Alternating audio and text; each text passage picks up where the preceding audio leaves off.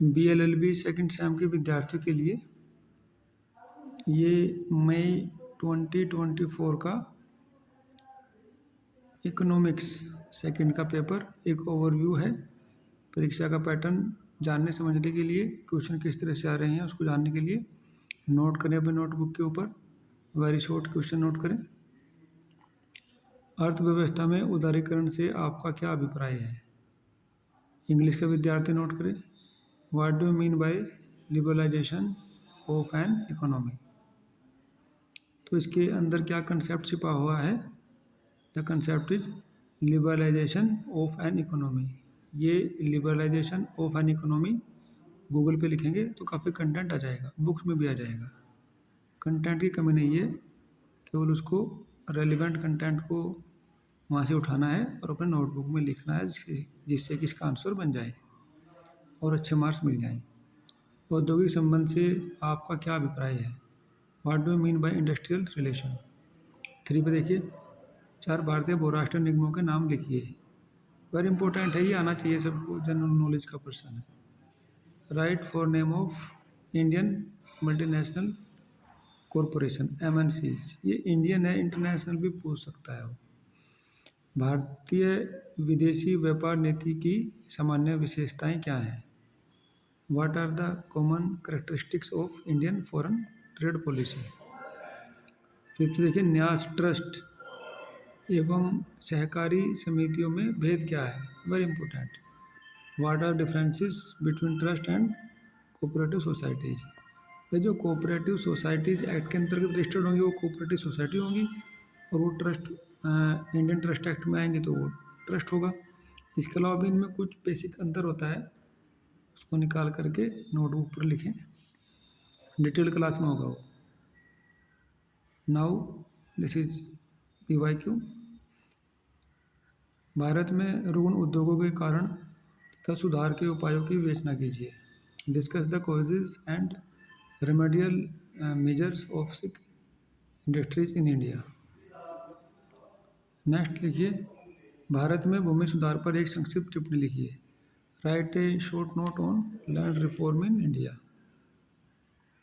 Next 8 पे लिखिए, एकल स्वामित्व एवं साझेदारी से क्या अभिप्राय है? एकल स्वामित्व एवं साझेदारी में अंतरों एवं समानताओं का उल्लेख कीजिए। व्हाट डू यू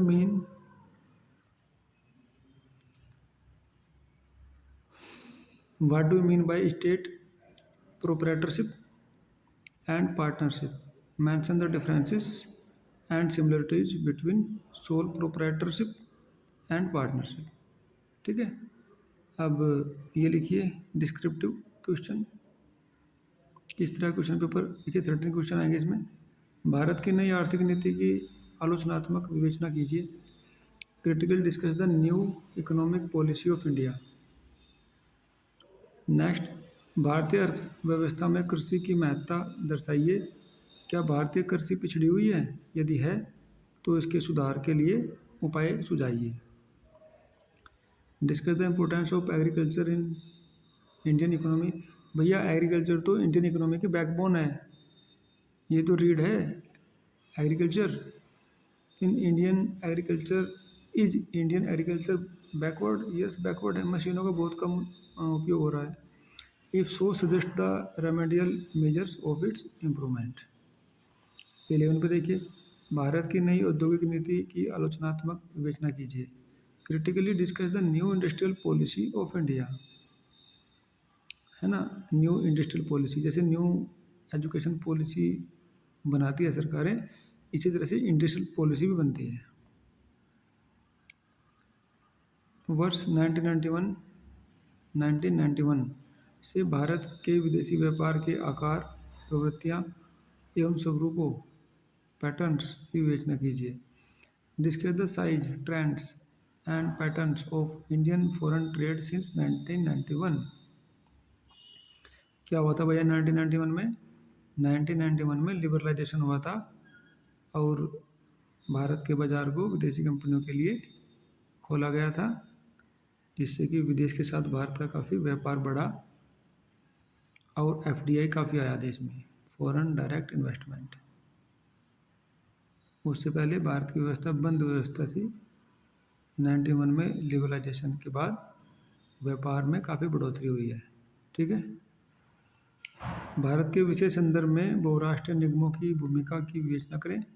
बहुराष्ट्रीय निगमों के संबंध में सरकारी नीति क्या है?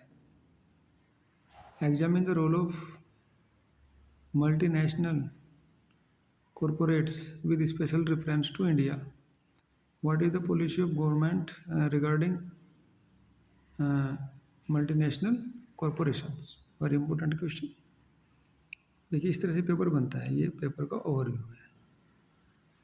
I hope this paper will be very helpful to you. काफ़ी सहायता देगा आपको आने वाली परीक्षा में।